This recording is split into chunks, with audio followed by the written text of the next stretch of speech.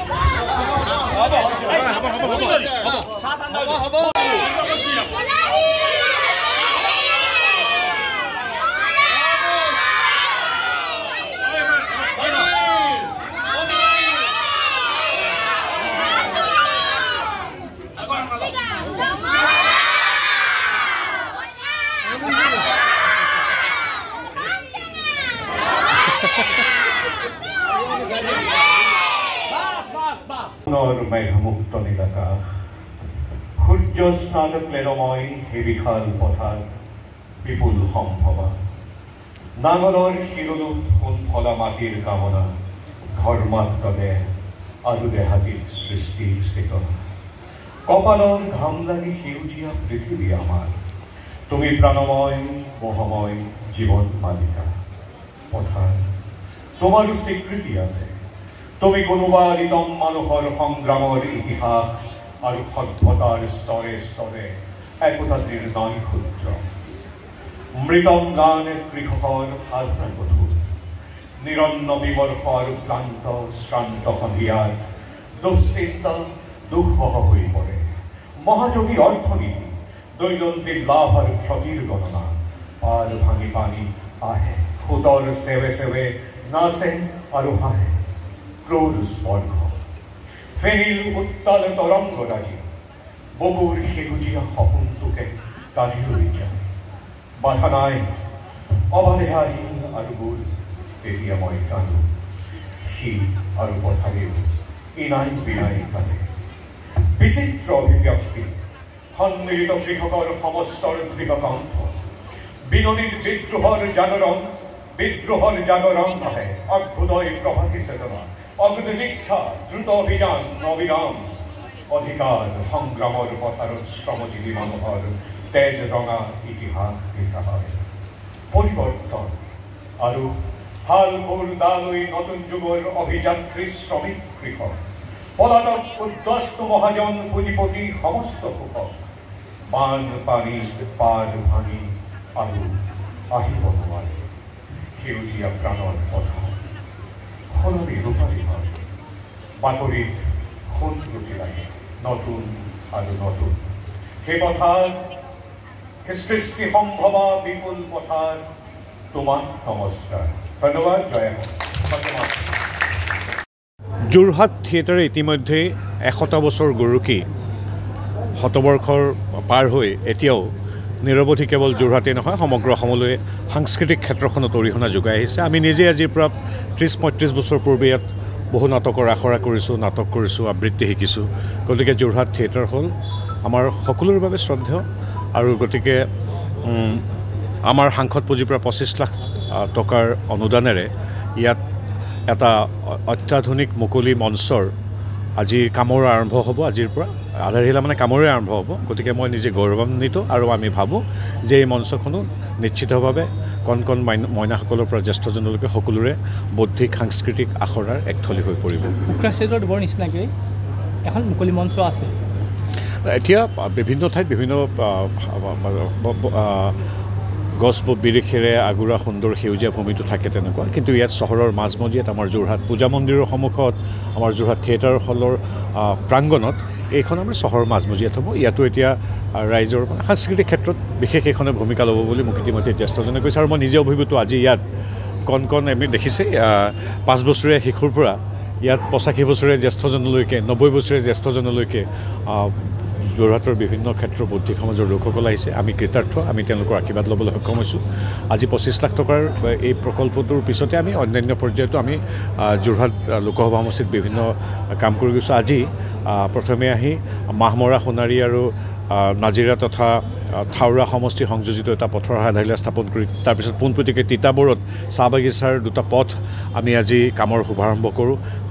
তাত 34খন বাগিচাত 63টা পথ হিমন্ত বিশ্ব শৰ্মা নেতৃত্বাধীন ৰাজ্য চৰকাৰে কেৱল তিতাবৰতে 30 কোটি টকা ব্যয়েৰে নিৰ্মাণ কৰিছে। তাৰ আজি আধাৰশিলা স্থাপন কৰি আহি আজি এই যোৰহাট থিয়েটাৰত আছেহি।